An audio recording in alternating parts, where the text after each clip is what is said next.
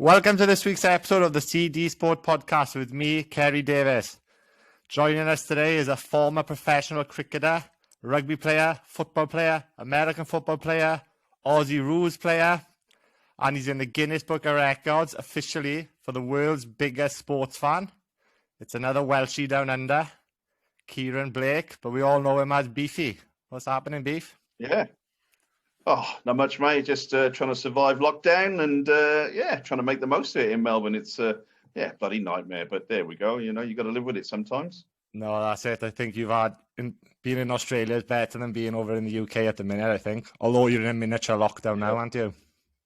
Yeah, well, that's it. I don't know if you saw last night at the tennis, they called lockdown for midnight last night. And at 11:30 at the tennis during... I think Djokovic was playing Taylor Fritz. They actually kicked the crowd out at 11:30 so they could get home before midnight. So even though the match was 2 sets all with a set to go, they actually stopped the match. They kicked all the crowd out of the stadium and they played the last set in front of no fans. Jesus, I didn't see that. No, when Djokovic was playing last night, yeah, it was unbelievable. So it's just crazy. It's Yeah, and now today, obviously at the tennis, there's no crowds or anything else. So until when do we go to Wednesday or something? There's no crowds at the Australian Open. So it's just a bit sad in a way, isn't it? Yeah. Well, fingers crossed that after Wednesday you'll be back to normal, innit? Well, I think fingers crossed across the board, isn't it? It doesn't make a difference whether it's Melbourne, Sydney, or London, or Wales, or whatever. I mean, we all need to get back to normal, really. It's been a bit too long in the making nowadays. Yeah, 100%. No, before I came on air, I watched your video on your website, 365 Days of Sport. The TV show, the pilot. Yeah, and it made me really excited to talk to you about it. We'll go into that a bit further, but it's the music as well. And you're showing all the sports you've already been to. Yeah. But before we get into that, you've got a pretty interesting life. You've, like I said at the start, all those sports you've played, and you've managed to go around the world playing sport as well, haven't you? Do you want to talk about your earlier days and how you had the opportunity to eventually move to Australia? Yeah, well, my mum and dad were always very sporting. So my mum was Welsh team manager, coach. Oh, she did everything for Welsh athletics, cross country, road running, track and field, everything. So she was always heavily involved in athletics. So kind of grew up in an athletics family. So, I grew up with people like Damie Bolsh and Colin Jackson and those people. So, I used to see them all the time, didn't think anything of it. But Dad always played football and table tennis. And if they weren't playing sport, we'd go and watch Newport Rugby or Newport County or whatever. So I didn't know anything else. So all day, every day was sport. So, took up cricket and kind of naturally played a lot of football when I was a kid. We used to play baseball in Newport as well, like through schools, and I was pretty good at that. I just kind of gravitated towards cricket. Ended up playing a lot of cricket. I think I played my first senior game of cricket when I was about 10. But even though I was a decent footballer as well, I ended up going to Monmouth School. And it wasn't until I actually got to Monmouth that I found out they didn't play football and they only played rugby. Really? And it was like, yeah. I think it's a bit different nowadays. It's a bit further on, a bit more. They've embraced the round ball sport. But we only ever played rugby. It was crazy. So I kind of reluctantly got into playing rugby. So I played rugby all through school, but also obviously in the summer played a lot of cricket. But even at Monmouth, I played first team rugby, played first team cricket, I played first team squash there. I was in the first ever official football match for Monmouth School as well in '92. So even throughout school, I probably never took it seriously, but I just seemed to be all right at it. But ended up with a trial at Glamorgan, did a pre-season with them, and I was in the same kind of training group as Viv Richards and Matthew Maynard and all those guys. It was pretty huge. But unfortunately, I got injured, but ended up still going to university in Sheffield. Played American football, had an unbelievable first year playing there. Ended up playing for Great Britain students during that time, but also playing a bit of cricket. played in the South Riding League, which is probably up there with the Lancashire League as one of the top leagues in Britain at the time. Played a bit there. So I still kept my hand in cricket, but in the back of my mind, I kind of always wanted to try American football.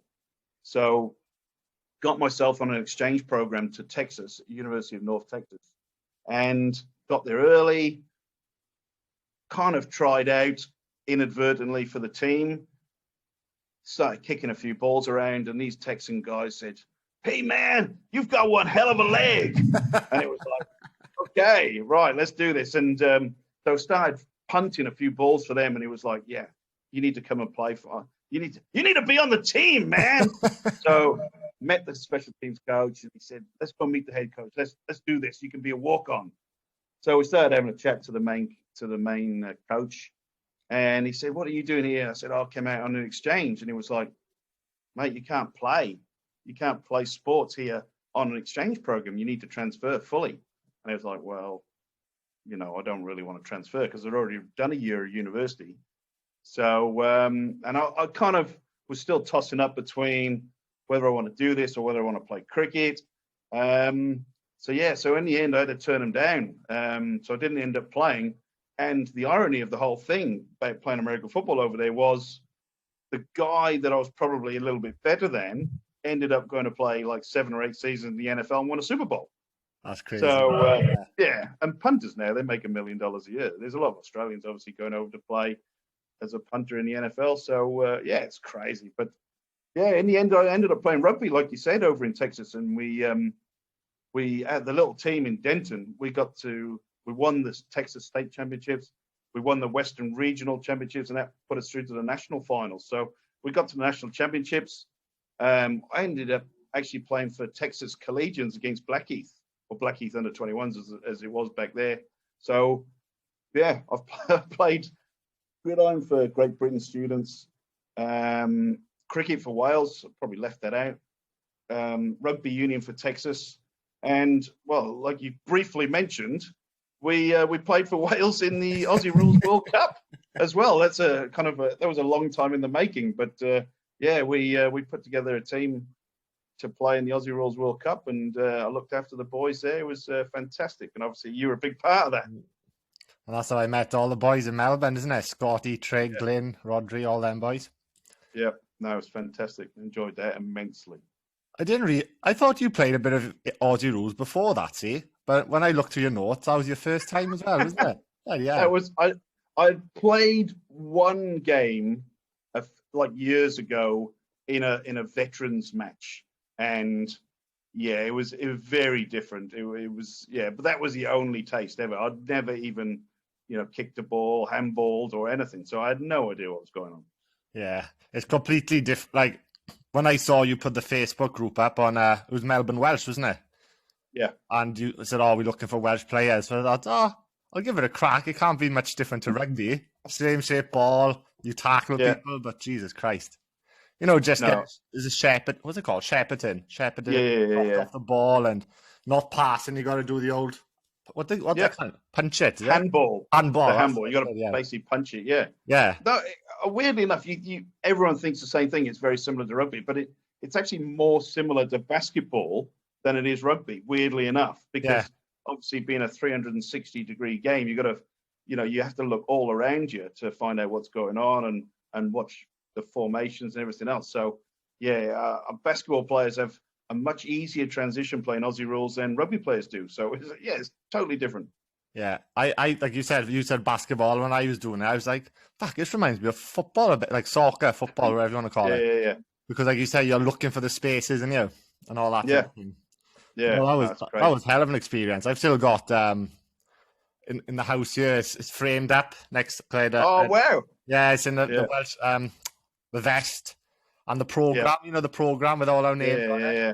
You need to put it behind you when you're doing the podcast from now on. It needs to be the backdrop for you. I need to get more of a background. Yeah, I know. To be honest, if it wasn't so cold, I'd chuck the vest on now. But I was thinking, should I put it on now? But yeah. We're over here at the minute. We've got this bloody beast from the east, or whatever you want to call it. I've seen nearly everywhere is covered in snow. You've had about a foot of snow, haven't you? Yeah. Well, not too bad where we are now, but the wind chill it's was it Right. -2 in the days, but the wind chill is Yeah. -10. Yeah. So it's not great. You can see how So pale I am as well. There's no bloody yeah. sun up here. It's just killing So me. not many early morning runs then. No, not yet anyway. Not bloody until the weather gets a bit better. Yeah. No, like I said, it's hopefully when the summer comes now, it'll be a bit better. Yeah, Yeah. so obviously you've done all that, Beef, and then, well, October 24th, 2015, you started this amazing adventure. But before you talk Yeah. about that, when did you come up, and what made you come up with the idea of 365 days of sport? Well, I think just my background and living life, playing sport all the time and just being involved, I've always been interested in it. So yeah, I was playing soccer in Brisbane, and there was obviously a load of British lads playing. And it was one Saturday night after a game in the pub. It was just one of them things which you think about starting to chat about. Before the internet, basically, you could get the internet on your phone. We just started chatting about how many sports do you think there were, how many sports do you think you could go and see, and the whole idea just developed from there. And we had the conversation a couple of times, and I'm thinking, this is a good idea. And it kind of morphed into like 365 days of sport, but thinking about, because I loved getting on the lash back then as well. It was kind of, you could probably just go and see a sport locally and then go and try their local tipple and, compare all the beers you could have. And I think at one stage, probably I thinking as well, you could get Guinness anywhere you like on the planet. So it was like 365 days of sport, 365 days of Guinness or something like that. And I just kept thinking about it all the time. And just in my mind, I thought, this is such a good idea. So in about 10, 12 years, I didn't tell anyone. Like I told about 5 people just to keep it to myself, because if I told someone, I reckon somebody else would have gone and done it. And I thought, look, I'm probably just going to go and do it one day and write a book about it or something. And yeah, it just didn't come about. And then I got to about, well, how old was I? About 35, 36, something like that. And I thought, if I don't do this, I'm going to regret it for the rest of my life. So I started planning the whole thing. You say, when do we start? October 2015. So I reckon 2012, I started actually like working out what I could do and some sort of schedule, started listing as many sports as I could. And it just went from there. So it actually took me probably 3 years to plan the whole thing. So if you don't know what it was, the challenge in the end turned out to be going to 365 different sports in 365 days. So different sport. I mean, you can't see sports every day, especially with travel and everything else. So, we try to fit the Rio Olympics in, and there were certain other multi-sport events that I thought I could go and see, and like the X Games and things like that. So you could do 2 or 3 sports on a day and then work out for travel. So in the end, the idea was to finish at the Rio closing ceremony. So if you do 365 days, the last day would be the Rio closing ceremony. Brilliant. Everything would be fine. And then I try to get a bit of sponsorship to try and fund what I was doing and what I was planning. And it didn't quite come off. And at the time, I was living with a guy, a Kiwi lad called Rob, he was studying script writing, doing a bit of stand-up comedy. And with about 6 months before that scheduled day, I said to him, look, this is what I'm planning. Do you fancy doing it? And he went, yeah, this is brilliant. Let's do it. So I kind of worked out then, what do I do? Turn it into a TV show? How do we kind of make this bit tangible? So we decided to make a show about, or proposed to make a show about every sport we saw. So it just grew and grew and grew. And I ended up doing all these media appearances. And with about 3 months to go, the hype behind this whole trip was just crazy. So me and Rob decided we had to get serious about. We didn't have a clue about making TV shows or filming anything. It was like, what are we going to do now? We're committed to this. We're going to have to start doing it. So yeah, we did a few practice shows. We went to see some local sport. We turned up to a croquet lawn in Brighton down here. And we just rocked up and said, we want to film people playing croquet. We'll interview a few people. It was like, yeah, why not? So we made a show about croquet, and it was like, this is crazy. In the end, we ended up starting, like I say, 24th of October, we went to the Speedway Grand Prix here in Melbourne. And they kind of, opened up a few doors for us. It wasn't huge, but it wasn't until we applied for media accreditation for the Melbourne Cup. So obviously the Melbourne Cup's one of the biggest horse races in the world. And we applied for media accreditation because there is nothing I like more in this world than free tickets to sport. Doesn't matter what it is. If you can get in free, I'm loving it. I'm there. So we applied for media accreditation and they came back with open arms. It was like, yeah, this is brilliant. Come along, do this. They invited us to all these media launches and everything. And we rocked up to the first media launch. And as we walked through the door, they gave us a big goodie bag. They had bottles of champagne in and everything. We go, this is awesome. What's going on here? So we went to this launch. We me and Rob had the Melbourne Cup. We interviewed one of the English trainers. It was it was that moment I realized this is going to be huge across the board, what we were going to do. And just started there. But I mean, 365 different sports. I mean, it took an age to plan it, but you rock up to the Melbourne Cup, 100,000 people. And the very next day, we went to a sheepdog trial in Bairnsdale, and there were 10 people there. And that's the kind of the to-ing and fro-ing of what we were trying to do. And it was, probably aiming for the really big stuff probably wasn't in our favor. But, I mean, we met some unbelievable people along the way, and it was just an experience that,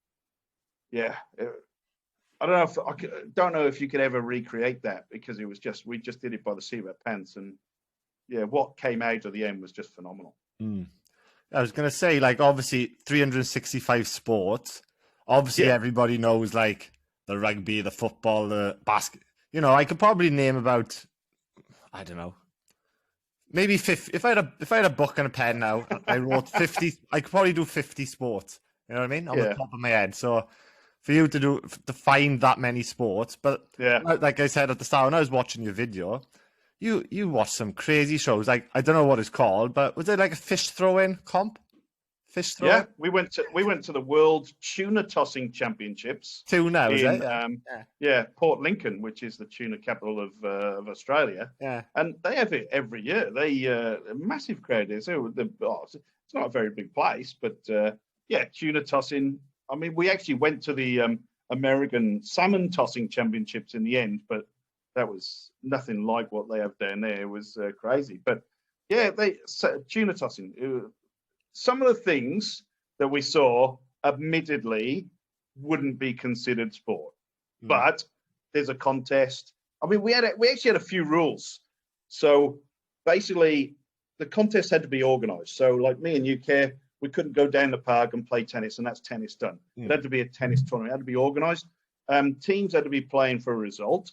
So, it couldn't just be a training session and everything. So it had to be organised, it had to be training. And 3, there were no games of luck. So we didn't consider Monopoly or dice games or anything like that as sport. Yeah. So anything that needed a bit of skill, we were there. But there are a few things that, are on the edge. But I mean, me and Rob entered the Irish Christmas tree throwing championships. You did it yourself? You entered it? Yeah. I'm probably Wales's #1 Christmas tree thrower. Probably. I'm not saying I am, but probably at the time I was. But just things like that, just phenomenal. Actually, we went to the World Marbles Championship, and they have it in a pub in Crawley, down by Gatwick, and we got roped into playing. And no joke, they got the American Marbles champion in our team, and we got to the quarterfinal, and we lost. But I will take this to my grave. We should have won that year. We should have been World Marbles champions. We really should have. It still haunts me to this day that we didn't take out the trophy. You bet you would have had a lot of that, like the smaller events, like you and Rob there now. Oh, you want to participate? And knowing you'd be like, 100%. Yeah. Get involved. I mean, it's a bit difficult because we were traveling a lot, so you can't take any gear with you or anything else. But anytime there was an opportunity to have a go, I'm in there and doing what we can. But what we could do, we could. But like they wanted me to play underwater rugby. So where was that? But that was in Denmark, Sweden, Gothenburg. But it's like you get in the water. I actually got in but it's madness. Like if you've never ever played before underwater rugby, they play with like a saltwater filled ball, so it kind of goes under the water. But they're playing rugby underwater and they're rucking and they're just punching hell out of each other, trying to steal the ball. And the goal, they actually have a goal, is like a waste paper basket that's bolted to the bottom of the floor. And the idea is you get this ball in the waste paper basket. But what you wouldn't see if you're watching from above out the water is you basically have a goalkeeper that sits on top of the waste paper basket, so you can't put the ball in the hole. So there are people diving down to try and drag this guy off the top of the bin so they can put the ball in. But you still got to remember is they're under the water doing this. It's crazy. It's like some of the sports out there now are just full on. It's like people are trying to invent new sports all the time. I mean, little things like frisbee golf and things like that. And foot golf. I mean, I know you've played foot golf with us before, but things like hybrid sports, people are trying for the next big thing to kind of make a new sport that people can try. So it's great because I've probably got a list of over 1,000 different sports now. Bloody hell.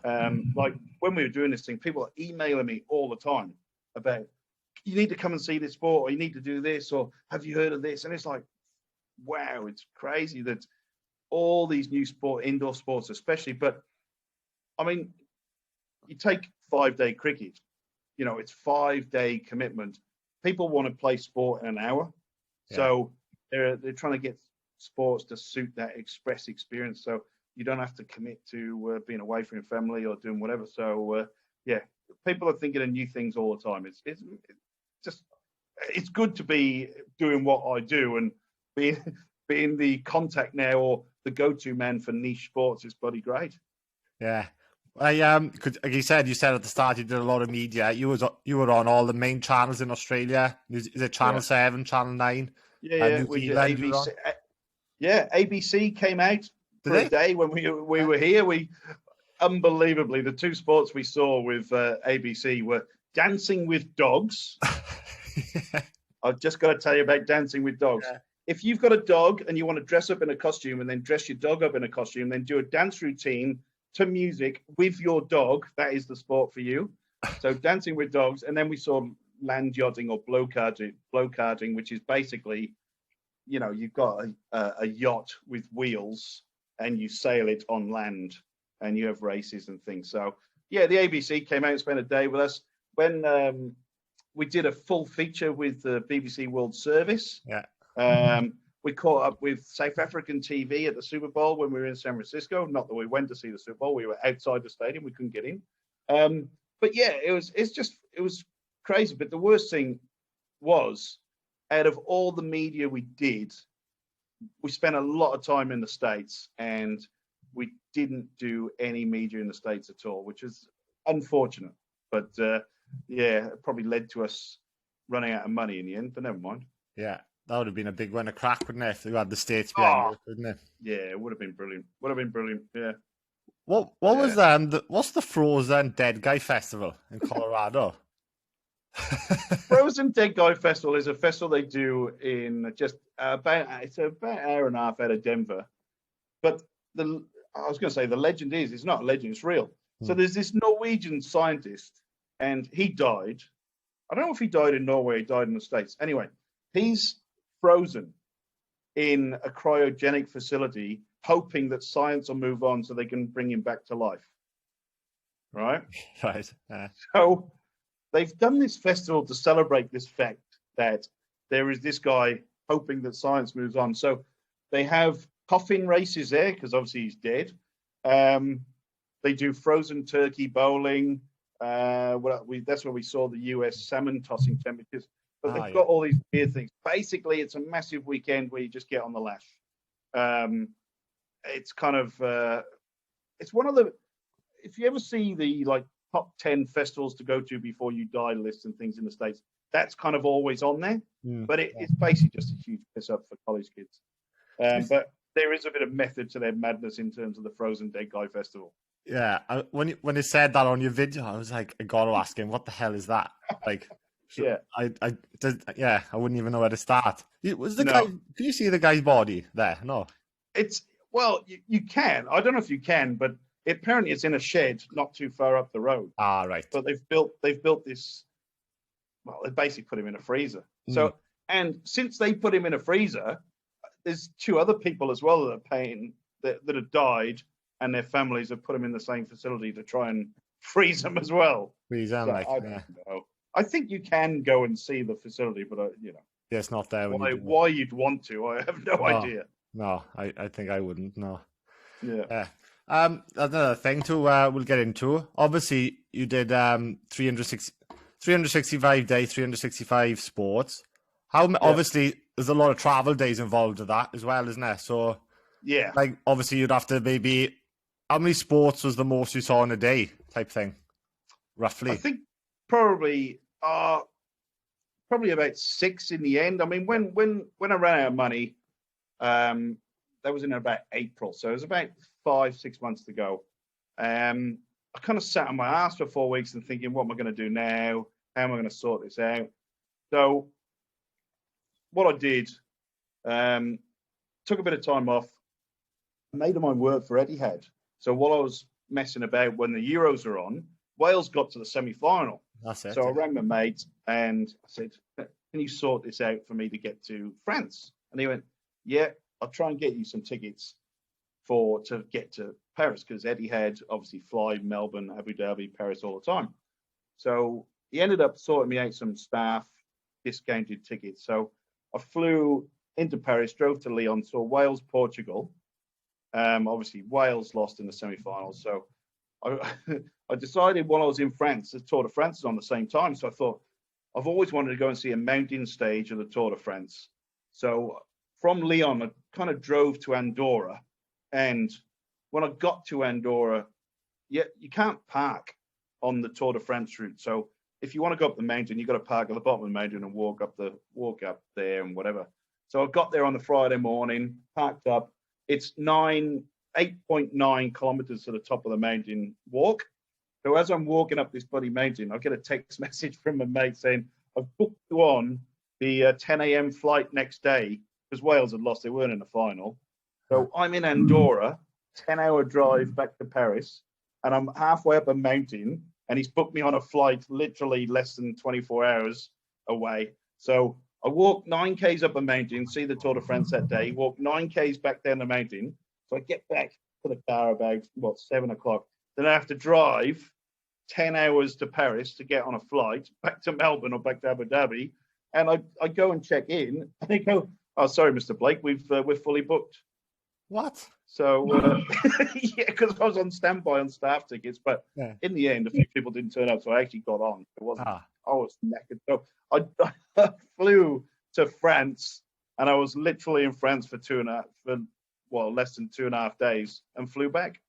You that? I remember you actually going over there. Went to watch the football. Yeah. Yeah. I thought, no, you're only there for 2.5 days. 2.5 days. Yeah. All that flying. Yeah. You'd already just get over your jet lag by then, wouldn't you? Well, that's it. Well, don't forget, I also flew back to London to see Newport County at Wembley, and the travel time was about 60 hours. I was only in London for 50 hours. So I have flown back to London for the weekend before. So it's in my nature to do stupid stuff like that. That's why you're officially the biggest sports fan in the world. Yeah, that's right.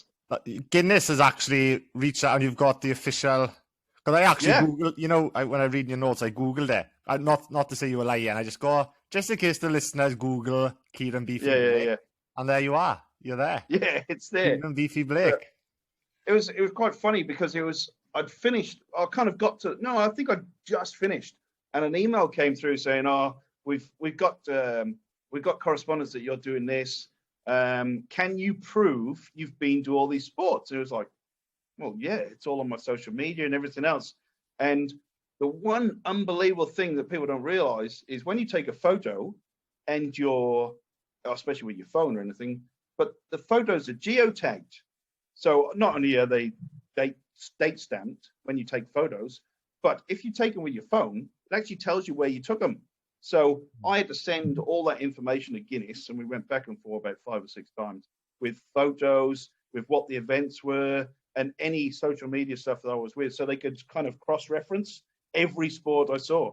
So it was a bit of a process, but in the end, they did their homework and everything else. So yeah, no joke. I think we went back five or 6 times. It was like, yeah, we can do this. Oh no, we don't think that you saw all these sports. And it was like, some of these aren't sports. And then I went back and said, well, here's the criteria of what we did. And it was like, oh, okay. Oh yeah, we can accept you. And it was, it was a bit of a hassle trying to actually get it official. So yeah, but just got to correct you. The world record is 306 different sports. We didn't quite get to 365 in the end because of, like I said, run out of money and the schedule was all stuffed up. So yeah, that gives me room to do it again, Kerry. If I want to break my own world record, or somebody else might want to do it, they probably will one day, I reckon. You've got to beat 306 different sports in 365 days. I wanted to ask you that. Well, I was going to ask you at the end, but I'll ask you now. You are going to give it another crack? That's the plan? Yeah, you never know. You never know. Why not, innit?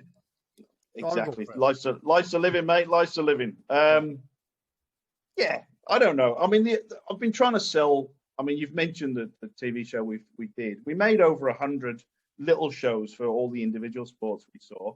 But if you jump on the 365 Days of Sport Facebook page, the pinned post there is a pilot TV show we made. Yeah. So 7 days in Arizona and Texas. And we actually are trying to sell that as a TV show, as a concept to get it done. I'm probably 100% confident that a TV company won't commit for a full year. I mean, you never know, they might do, but they might try and turn it into a month's challenge or whatever else. We might get something out of it, but the concept is there. So please check out the TV show, because the pilot show is brilliant, and you get to meet our favorite sportsman in the world, Charlie Andrews, the unofficial world jousting champion. Yeah, what's jousting on the horses with the horses? Yeah. Yeah, it's just phenomenal seeing these guys go at it. It's quite funny. We there's a bit of bittersweet into the whole thing, because we were in Arizona, and at the time, Friday night. It was a Friday night. Well, Glenn's brothers band, the Struts, were in Arizona supporting the Killers. So that night, myself and Rob were meant to go backstage with the Struts in Phoenix and meet the Struts, meet the Killers and everything else. And during the day, I got a message from American Airlines saying your flights to Dallas are now at 10:30 tonight, or whenever it was. So we actually missed out on all that. We had to fly to Dallas during that instead. So they brought our flights forward, and we had to, unbelievably, instead of getting a nice smooth connection through to San Antonio, we had to sleep in the airport because they brought our flights forward. So you must have been messed around a lot with that, like flights and delays, and that would have been a right spanner in the works, wouldn't it? We after the Super Bowl that we didn't get to see because the ticket prices were just ridiculous. We were flying back to New York to fly back to the UK, and people think it was glamorous. We were flying all over the world, staying in bloody hotels and everything. Nah, we got the cheapest flights we possibly could. We stayed on friends' couches wherever we could. Hotels we got were the cheapest I possibly could find. It was full on. Anyway, so after the Super Bowl in San Francisco, we flew from Oakland back to New York, but we went via Vegas, Detroit, and to Chicago, to New York. Whilst we were flying from Oakland to Las Vegas, there was a snowstorm in New York, and the officials from Spirit Airlines, here's my advice, don't ever fly Spirit Airlines if you're in the States, got on the flight to Las Vegas saying, we're now not flying to New York, we're going to fly to Myrtle Beach in North Carolina instead. And it was like, well, no, we've got a connecting flight back to London. What are we going to do? Oh, not our problem. They actually said, you can get off here and try and make your own way to New York, or you can fly to Detroit and work out from there. It was like, no, what's going on? It's like, so we flew to Detroit. and they put us up in a hotel, and we flew next day. But we missed so many connections and everything else. It was crazy. Like, we just got delayed, so we missed quite a few sports because I think we were back in London for Shrove Tuesday. So I mean, we missed pancake races, we missed some other bits and pieces. But the other one was in Greenland. We went to the Eskimo Olympics up in Greenland, and the day we got there was a blizzard, and then the day we left was a blizzard. So there was no flights in or out of Greenland.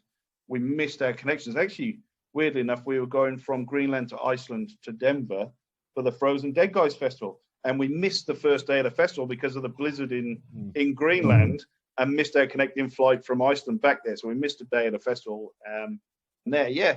I mean, unfortunately, no sports get played at the airport. So you have to fly somewhere and then go somewhere else and see the sport. So yeah, it's a fair, the whole organizing of the whole thing was just phenomenal. Like I said, it took 3 years to plan the schedule, and we changed it on the fly anyway. But then, it takes a bit of effort to work out where you're going. You land at an airport, then you have no idea where you're supposed to be going at all. But yeah, it was when I think back now, and I'm thinking about it right now, I'm thinking, how the fuck did I do that? And it was just, the logistics of the whole thing was mad. Rob always goes on about, so put it this way, January the 5th, we went to see Haxey Hood. If you haven't seen Haxey Hood, unbelievable. It's in Lincolnshire. They've played this sport for 700 years consecutively. They play it every day on the January the 5th. It is the biggest day of their year. It's their Super Bowl, their Christmas Day, their New Year's Eve, their everything rolled into one. The whole village comes out and goes crazy. But they basically get on the piss all day, and they play this sport, and it's phenomenal. There's 4 pubs in the village, and if you drink in that pub, you're in that team. So at 4 o'clock in January the 5th in England, they throw this big leather cylinder out. That's the hood.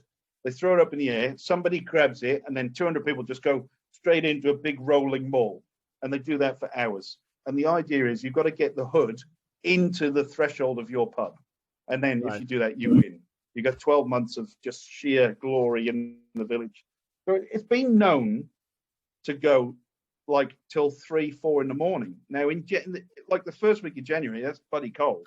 Yeah. But it's also been known to go a mile out of town, and they've got to get it back into the town as well to win this game. It's phenomenal. We loved it, and they really do get on the piss. Anyway, so we left there. That's on January the 5th. We flew to New York. We went to a pool tournament in upstate New York. Drove down to New York City the next day for ice hockey. Next morning, we flew to Japan via China. We had 2 days in Japan. We saw sumo over there. We came back to the States via China again, so we lost a lot of time. Then we went to Mexico. We spent 11 hours in Mexico watching kiteboarding. From Mexico, we flew to Florida. Like, we got into Florida late, saw 3 sports in Florida on one day. Then we flew to Austin from Orlando via Miami into Texas to watch motorbike racing. Like, in the space of 8 days, we've gone around the world twice. Like, yeah, stupidity, really. It caught up with us. I mean, it really did. The time for what we did was just, but yeah, it needs a bit of better planning. You need to look after yourself a bit better. You're not eating great food either, by the way. No. I mean, like I said, money was always a little bit tight. So it's not as if we were spunking money on, exotic food either. It was whatever we could get our hands on, looking after each other. Is Well, I mean, we went to the Youth Olympics in Norway. Norway's the most expensive country on the planet. The first night we were in Norway, we went for a kebab. We thought, kebabs, that's a safe option. So 2 kebabs, a plate of chips, and 2 drinks was about 45 quid. What? Yeah. It was like, I'm not sure we can eat out every night. It was like, so we ended up going to the supermarket. We bought so much. We basically had spag bowl all week because it was, like I said, I didn't quite realize how expensive Norway was. And we did the same in Greenland, because actually Greenland, I mean, you'd expect being pretty remote, yeah, we just did the same thing over there. Food was expensive, so yeah, 10 days of spag bowl every night. Yeah, I remember seeing you when you came back and you lost a lot of weight, and you didn't shave either, did you? For the duration. Yeah, that was a bit of a quirk to the whole thing as well. You were like, It was, big beard. yeah, oh, it was fantastic. So we rated every sport on the prevalence of beards for every sport. So we had a beard rating. Yeah, so I decided, I'm not going to shave. So it was huge in the end. After 7 or 8 months, oh no, in the end, a year. I think. Yeah, as I say, you went. Did you go the full year, or did you go when you got back to Australia? I can't remember. I probably had a bit of a trim, but it was pretty huge. Pretty big, when I remember. Yeah. Yeah. So I think the whole, the last, when we stopped making the shows, I suppose, is it wasn't really, we weren't really rating the sports on their beards. Rob was doing a chance of death rating as well for every sport. So a lot of the sports, I mean, were pretty average. You're not going to get killed playing them, but things like jousting, chance of death was very, very high. Oh, I bet. Yeah, it is. Yeah. Yeah. It'd be a first sport you watched, I reckon, would be high, wouldn't it? Oh, yeah. Oh, definitely. I mean, we go back to jousting. Rob didn't really know anything about jousting, but when we started talking about it, he thought it was going to be like a wrestling type deal where it was kind of choreographed or predetermined what was going to happen. Nah, these blokes were out to kill each other. Like full on. I mean, they dress up in suits of armor, but they're getting smashed by 12-foot long poles. Either way, it's going to hurt, isn't it? It's not going to be. You can have as much armor as you want on. Oh, exactly right. And if you fall off a horse in armor, it's not as if there's any padding in there either. You're hitting the ground from 6-7 foot up at force. It's after getting smashed by the pole as well, falling backwards or falling off. Yeah, no. These guys go through absolute hell. You can imagine the training for that as well, isn't it? You'd have to be doing that in training. To get better. Oh, exactly right. And like I said, we met this guy. This is how kind of, I was going to say selfish. This is how kind of determined and aggressive this guy is. He was training for an MMA fight. And this guy was 50 as well, by the way, probably older than that. This is how pig-headed he was about life. He was training for an MMA fight, and he got in I guess it was some sort of hold. He would not tap out, and the guy snapped his leg in half. In training. You know, not a match. This is in training, and he wouldn't tap out, and the bloke snapped his leg, both bones. Like, yeah. If that's the mindset you need to be a jouster or an MMA fighter, then good luck to you. Yeah, no, not for me. I don't think, Beef. So, well, I heard you might be taking up a bit of MMA. No, I don't think so. Who's saying that? Scotty Jones and Azzy? Yeah, I thought no. Your little chat with John Mine the other week. I think he might just. Yeah, John. No, yeah, John. Yeah. John's a professional MMA fighter. He's fighting for a big title now, actually. March 20th. Yeah, March, yeah. But I've got like a heavy bag down the shed, and he sends me a couple of workouts, like different drills. But I don't know if I have the courage to go in there, Beef. You know. Yeah. Go and get punched in the face, like, or get my leg broken or arm broken. Yeah. You know? Well, obviously, we off the back of this. I mean, we do a radio show every week, and still 365 days to support myself and Rob. And we've set each other, well, mainly I've set him a few challenges along the way. And he actually did. He jumped in the ring, boxing. I remember seeing it. Yeah. White collar boxing. So, yeah. Was it? Something like that? The Masters Games. Yeah. Australian Masters Games. So fair credit to him. He trained his absolute guts out for, probably 3 months. We went up to Queensland, and unfortunately came up against an absolute bulldog of a guy that he was so nervous anyway, getting in the ring for the first time. And we'd actually been in Perth, and he did a session over at a gym in Perth with a professional trainer and everything else. And the guy that was running the gym said, he was English lad, he said, my only kind of advice to you is you will get so nervous. Don't let the nervous energy ruin it for you. And that is exactly what happened to Rob. He got so pumped and he was so full of adrenaline. He blew himself out before he'd even basically thrown a punch. And this guy bull rushed him, and he just didn't know what to do, and he just blew himself out so quickly. It was a bit of a shame, but yeah, he loved it. I mean, so go on. Yeah. No, I was gonna say I wouldn't mind just feeling. Maybe I'll do like maybe a boxing or MMA. Just the feeling, like just the fear of, that you get up that morning and you're like, right, I'm gonna have a fight tonight. I'm just gonna be 100 people watching, and then you walk into the ring or cage, because you'd be like even the top fighters in the world now, like George St. Pierre and stuff. They're terrified walking into that cage, and they like the best in the world. But it'd be a completely different nerves to imagine playing rugby or cricket or you know what I mean? Because you got a team around you. Yeah. I think in a fight, it's just you, innit? You and that opponent. That's exactly right. And he's going to punch you in the face, or he's going to try and put you to sleep, choke you out or something. There's a Welsh lad in Perth, Jamie Weech, and I mean, he was ranked 13 in the world at one stage. He's lost his last couple of fights, but he was of the mindset. I mean, obviously, he was a born fighter, but he just loves. He goes, I love getting punched, but I also love punching people. And I think the fact that if you accept that and that's your mantra, then you've kind of, that's half the battle. So I think, if you're totally new and have never done it before, it takes a lot of balls to actually say, right, I am going to get punched, but I might hit someone as well. But I mean, you got to forget about all the bad things that can happen, I reckon. Yeah. Definitely. Like if you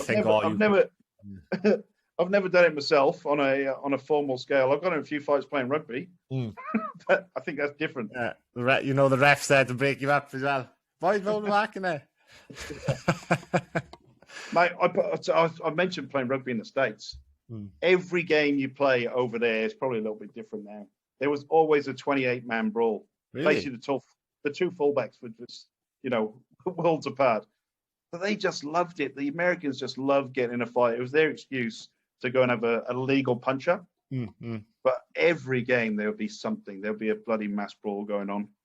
But, I mean, the Texas League's brilliant because every local club was sponsored by their local brewery. So Miller sponsored Denton, where I was. Every home game, they give you a keg. So you get free piss and everything. Oh, as a student over there, it was brilliant. But you go and play San Antonio, and they were sponsored by Budweiser. And as soon as you finish the game, there'd be 2 kegs, bang, and you just get on the lash. It was like phenomenal everywhere you went. I've never drunk so much in my life. And you were under 21 too, weren't you? I was 19, back then. And obviously it's 21. I looked a lot older. Thank God. It's really strict in America. Like, when I went there, bloody hell. Yeah. I went to, I did a family holiday to Vegas. I remember them IDing my dad, and my dad's in his 50s. You know what I mean? Fuck, he's older. No, it was. Yeah, I got very lucky. I mean, Denton it's got 3 universities in this town. There's only 66,000 people officially live in Denton, but when it's holidays for the universities, there's only 20,000 people live there, and yet you've got everything there. But it's a big college town, so I think they're a bit lenient. And then when you've got the Brits there, I think they probably understand that you're probably not going to cause trouble. You can handle your drink. And to be honest, back then in Texas, beers couldn't be more than 3.25% alcohol anyway, because otherwise they get taxed as a wine. Yeah. So it was pretty weak. I mean, when you've been drinking Brains SA for God knows how long, it didn't really matter. Brains SA. But I don't see that stuff anymore, no, I'll be honest. Don't you? Don't see Brains about, not much. Disaster. Saying that, I might be still over the Roker Rugby Club, but I haven't been there for so long with this lockdown. I don't know. I wouldn't even. They've still got Welsh bitter in there. Welsh bitter? Yeah. They must still have it £1 a pint. I don't know. I think what's my old man drink? I think he's just on the John Smiths and stuff. I reckon Welsh bitter must have died in the 90s, sure. Yeah. Not as bad as Albright, but Welsh bitter surely went. I think the only person who'll drink it would be someone like Scotty Jones, isn't it? Definitely. Listen, Beef, we're coming up to an hour now, mate. And Sheesh, that's gone it's gone quick, quick, isn't it? Yeah. Yeah. I got another Aussie coming on now shortly. Yeah. I Nice. got the 2017 Australian water skiing champion. So, Really? Yeah. So that's going to be an interesting one. Perhaps is he? Where's he based? It's a female, it is woman. Oh yeah. Gold Coast. So all right. It's one of my. That's our next challenge. Get into water skiing. I got to tell you a quick story though. This last year, we talked about challenges. Rob's done the beer mile and he did the boxing. It was kind of my turn. I entered the World Penny Farthing Championships. Those really old bikes with the big wheel at the front and the small wheel at the back. Yeah, all right. So they have the World Championships down in Tasmania every year. So I thought, right, this is my turn for a challenge. We'll go down. So the train, I'd never ridden a penny farthing. In fact, I am not even a cyclist, right? Got in this penny farthing on the day before the whole event. So the guy's there meeting me and he says, all right, do this. So I've got on this penny farthing. I'm all over the place, riding around. I'm kind of getting used to it. And I said, you better show me the track to let me know what I'm in for. So go down to the track. It's around the little village. It's like a 400-meter track around some buildings and everything else. So we're going on this track, and I'm actually getting used to it. I'm thinking, I might be able to do this. I might be okay. So we're riding back to this guy's house on the handlebar, and you sit right over the big wheel. The handlebar is a two-piece handlebar, and the left handlebar shears off in my hand, just breaks. So instantly, I'm one handlebar, I've fallen down. You're 7 foot up in the air. I've fallen down, fallen on my shoulder, dislocated my shoulder, and in a whole heap of trouble. So all these challenges, don't do them. Don't ride penny farthings. Probably don't do water skiing. Just put it out there. just train first before you realise what you can and can't do. I think I've done water skiing once, and it felt like you hold on wherever. It felt like my shoulders were going to rip out of my socket. I think I was so tensed. Oh yeah. So I'll be bringing that story up when I talk to him now. Yeah. So awesome stuff, Beef. Do you want to give anyone a shout out on where we can follow you on social media and stuff? So we're on social media. So 365 Days of Sport. We do a radio show every week. The 365 Days of Sport radio show, sponsored by Jack Links. I forgot to bring me Jack Links. If you get Jack Links beef jerky, don't buy anything else. It's the best beef jerky you can buy. It's the food of astronauts, Kerry. It's the food of astronauts. Get in there. So the radio show, if you listen to the radio show, you will understand what I'm talking about. So you can get wherever you get your podcast from, 365 Days of Sport, Facebook, Twitter, and Instagram. You can see all the photos from all the sports we went to throughout the whole thing. Pinned post on the Facebook page is the pilot TV show. Watch it. It is absolutely brilliant. I know it's 55 minutes long, but you will see some amazing stuff. We did 100 shows. They're all on YouTube. Just look up 365 Days of Sport and you'll find 100 odd shows. Buddy, we had an absolute ball. And like you said earlier, we might do it again, or I might anyway. Definitely. That's awesome, Beef. And once you do it again, we'll have you back on. We can talk about it. Love to. Awesome stuff. KIEREN, Beefy, Blake, everyone. Yo!